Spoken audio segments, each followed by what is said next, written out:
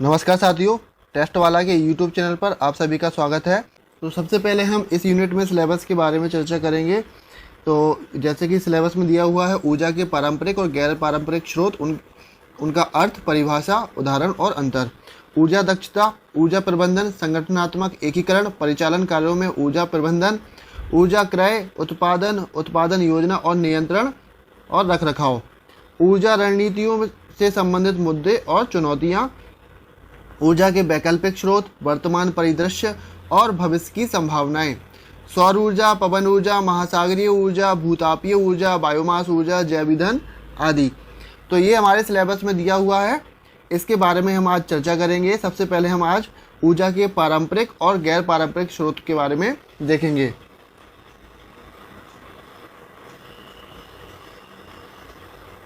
तो सबसे पहले ऊर्जा की परिभाषा कि कार्य करने की क्षमता क्या होती है, ऊर्जा कहलाती है। ऊर्जा के स्रोत जैसा कि हमारे सिलेबस में भी दिया हुआ है।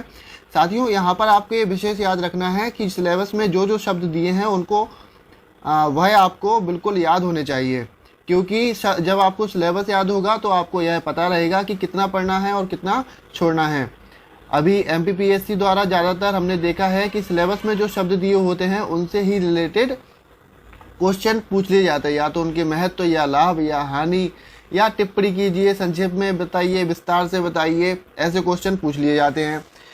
आपको यहाँ यह भी याद रखना है कि सिलेबस में जो शब्द दिए हुए हैं उनके 3 मार्कर आपको तैयार कर लेने हैं। जैसे कि अगर ऊर्जा लिखा हुआ है तो ऊर्जा की परिभाषा आपको याद होनी चाहिए। एज इट इज एग्जाम में पूछ ली जाती है और फिर वहाँ पर परिभाषा बनानी पड़ती है। तो इतना तो रहे कि आपको परिभाषा बनानी ना पड़े। जब आपकी कॉपी में परिभाषा लिखी होगी तो आपको वहाँ एग्जाम में एज इट इज याद आ जाएगी, और जो आपने परिभाषा याद की है वह लिखने पर नंबर भी ज़्यादा मिलते हैं। तो जो भी सिलेबस में कीवर्ड दिए हुए हैं, जैसे ऊर्जा, परंपरागत स्रोत, गैर परंपरागत स्रोत, उन सब के 3 मार्कर एटलीस्ट तैयार कर लीजिए परिभाषा के रूप में। तो हम सबसे पहले देखेंगे ऊर्जा की परिभाषा। कार्य करने की क्षमता को ऊर्जा कहते हैं। उसके बाद देखते हैं परंपरागत ऊर्जा किसे कहते हैं। तो ऐसे ऊर्जा स्रोत जो लंबे समय से प्रयोग में हैं और सीमित मात्रा में उपलब्ध हैं तथा जिनका दोहन करने पर समाप्त हो सकते हैं, परंपरागत ऊर्जा स्रोत कहलाते हैं। गैर परंपरागत ऊर्जा स्रोत वह ऊर्जा स्रोत जो असीमित मात्रा में है, पुनः उपयोग करने योग्य है और प्रदूषणहीन है। ठीक, तो परंपरागत ऊर्जा स्रोत में हम सबसे पहले देखेंगे कोयला।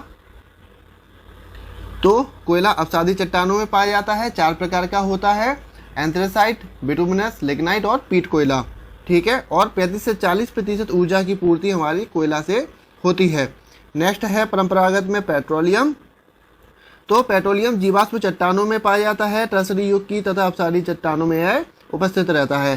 प्राकृतिक गैस और जलावन लकड़ी और जल विद्युत संयंत्र। यहाँ पर यह विशेष देखने योग्य है कि जो जल विद्युत संयंत्र है वह परंपरागत ऊर्जा स्रोतों के अंतर्गत आता है तथा नवीकरणीय में शामिल है। अभी हम देखेंगे आगे इसको। ठीक, और गैर परंपरागत में देखेंगे हम सौर ऊर्जा। ठीक है, इसमें हम फोटोवोल्टिक प्लेट का यूज करते हैं। पवन ऊर्जा पवन चक्की के माध्यम से ऊर्जा प्रदान करती है। महासागरीय ऊर्जा में 3 ऊर्जाएं आती हैं। एक तो महासागरीय ज्वार से उत्पन्न होती है ऊर्जा, दूसरा महासागरों के जल में जो तापमान का अंतर होता है उससे भी ऊर्जा उत्पन्न कर सकते हैं तथा तरंगों के माध्यम से भी ऊर्जा उत्पन्न कर सकते हैं। नेक्स्ट है आपका भूतापीय ऊर्जा। तो भूतापीय ऊर्जा वह ऊर्जा है जो पृथ्वी में अंतर्निहित ऊष्मा के कारण ऊर्जा उत्पन्न होती है। ठीक है, जैसे कि कुछ स्थान हैं पुगा, छुमतांग, तातापानी और मणिकर्ण। तो यह भूतापीय ऊर्जा के भारत में कुछ स्थान हैं। मैंने टेलीग्राम चैनल पर भी एक इमेज सेंड की थी, उसको आप देख लीजिएगा। भूतापीय ऊर्जा के जो स्थल हैं, हॉटस्पॉट्स, वो वहाँ पर लोकेट किए हुए हैं उस इमेज में। ठीक, नेक्स्ट है आपका बायोमास ऊर्जा। तो जैव पदार्थों से, जैव अपशिष्ट या पादपों के अपशिष्ट से जो भी ऊर्जा प्राप्त हो रही है वह क्या कहलाएगी, आपकी बायोमास ऊर्जा और नाभिकीय ऊर्जा। तो परमाणविक पदार्थों से प्राप्त होने वाली ऊर्जा को नाभिकीय ऊर्जा कहा जाता है। उदाहरण के लिए यूरेनियम 235 और प्लूटोनियम 239। चलिए अगला क्वेश्चन देखते हैं कि अनवीकरणीय और नवीकरणीय ऊर्जा कौन कौन से हैं। जो अनवीकरणीय तथा नवीकरणीय ऊर्जा स्रोत कौन कौन से हैं। तो नवीकरणीय में हम देखेंगे सौर ऊर्जा, पवन ऊर्जा, लघु पनबिजली परियोजनाएं, महासागरीय ऊर्जा और भूतापीय ऊर्जा, यह नवीकरणीय ऊर्जा स्रोत में आते हैं। ठीक है, तो जो मैंने बताया था जल विद्युत संयंत्र वो आपका परंपरागत ऊर्जा स्रोत है, लेकिन वह किस में शामिल होगा, नवीकरणीय में शामिल होगा। और अनवीकरणीय ऊर्जा स्रोत में आपके कोयला, पेट्रोलियम, जलावन, लकड़ी और नाप की ऊर्जा, तो यह आपके अनवीकरणीय ऊर्जा स्रोत में शामिल होंगे। नेक्स्ट क्वेश्चन हमारा रहेगा कि परंपरागत और गैर परंपरागत ऊर्जा स्रोत में अंतर बताइए। तो परंपरागत और गैर परंपरागत ऊर्जा स्रोत में अंतर कैसे रहेगा। परंपरागत ऊर्जा स्रोत प्राचीन काल से ही उपयोग में किए जा रहे हैं। गैर परंपरागत ऊर्जा स्रोत नवीन एवं हाल ही में उपयोग किए जा रहे हैं। यह सीमित है और यह समाप्त हो सकते हैं। गैर परंपरागत ऊर्जा स्रोत असीमित है। परंपरागत ऊर्जा स्रोत पुनः प्रयोग में नहीं लाए जा सकते हैं और गैर परंपरागत ऊर्जा स्रोत अधिकांशतः पुनः प्रयोग में लाए जा सकते हैं। परंपरागत ऊर्जा स्रोतों से प्रदूषण अधिक होता है। यह कम प्रदूषण देते हैं तथा पर्यावरण हितैषी होते हैं। परंपरागत ऊर्जा स्रोत बहुत महंगे हैं। गैर परंपरागत ऊर्जा स्रोत अपेक्षाकृत कम महंगे होते हैं। परंपरागत ऊर्जा स्रोतों के अंतर्गत कोयला, पेट्रोलियम आदि शामिल हैं और गैर परंपरागत ऊर्जा स्रोत के अंतर्गत सौर, पवन, भूतापीय ऊर्जा आदि शामिल हैं।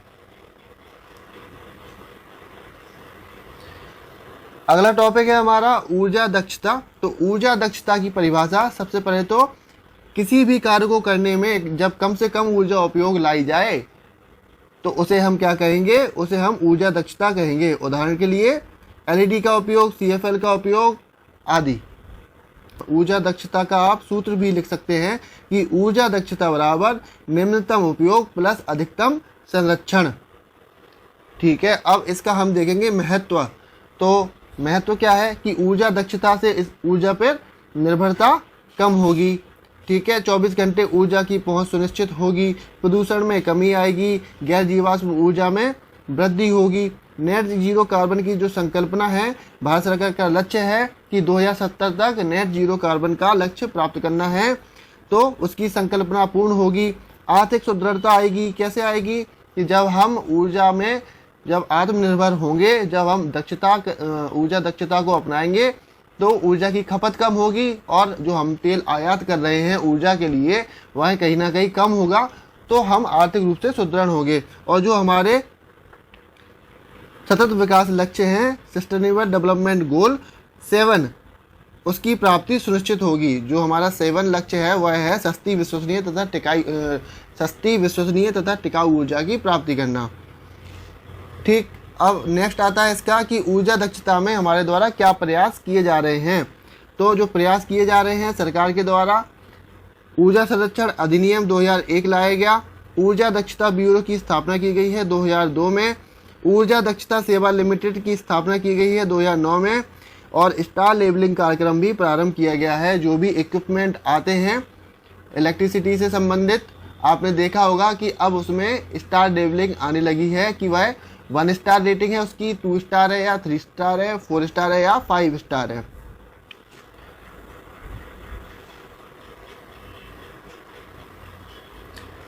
नेक्स्ट हम देखेंगे ऊर्जा दक्षता ब्यूरो। तो ये आपसे 5 मार्कर में पूछा जा सकता है और 11 मार्कर में भी पूछा जा सकता है।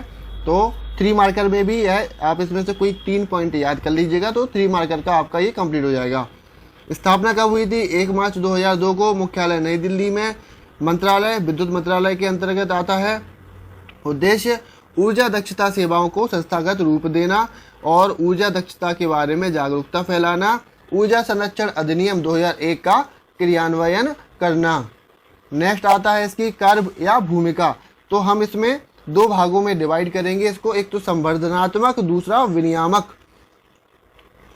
ठीक, तो सबसे पहले संवर्धनात्मक जो कार्य हैं या संवर्धनात्मक भूमिका है वो कैसे निभाई जाती है। तो इसमें यह क्या करता है कि परामर्शी सेवाएं जो होती हैं उनका सुदृढ़ीकरण करता है। ठीक, सेम वही कि ऊर्जा दक्षता के बारे में जागरूकता। संवर्धनात्मक को आप ऐसे याद रखिएगा कि ऊर्जा दक्षता के बारे में प्रचार प्रसार किन माध्यमों से, किन कार्यों से हो पाएगा। तो यदि आपको याद नहीं भी आता है, संवर्धनात्मक का मतलब आप समझ जाते हैं तो वहाँ पर पॉइंट बना के भी लिख सकते हैं। ठीक, परीक्षण व प्रमाणन पद्धति का विकास। परीक्षण सुविधाओं का संवर्धन, शैक्षणिक पाठ्यक्रम को शामिल करना और अंतर्राष्ट्रीय सहयोग कार्यक्रम को सुनिश्चित करना। नेक्स्ट आता है विनियामक। अब इसमें कैसे नियम कानून को लागू किया जाएगा, तो ऊर्जा संरक्षण भवन संहिता है, उसका निर्माण तथा उसमें सहयोग प्रदान करना कार्यान्वयन में उसके। ठीक, एक विशिष्ट ऊर्जा के खपत मानदंड हैं, उनका निर्माण करना तथा प्रबंधक व संपरीक्षक प्रमाणन की उपलब्धता सुनिश्चित कराना। नेक्स्ट पॉइंट लिखेंगे विशेष कि 14 दिसंबर को राष्ट्रीय ऊर्जा संरक्षण दिवस बीई के द्वारा ही मनाया जाता है। तो इसी के द्वारा यह पहल शुरुआत की गई थी कि 14 दिसंबर को राष्ट्रीय ऊर्जा संरक्षण दिवस मनाया जाएगा। तो इसके साथ ही आज का यह लेक्चर हमारा समाप्त होता है।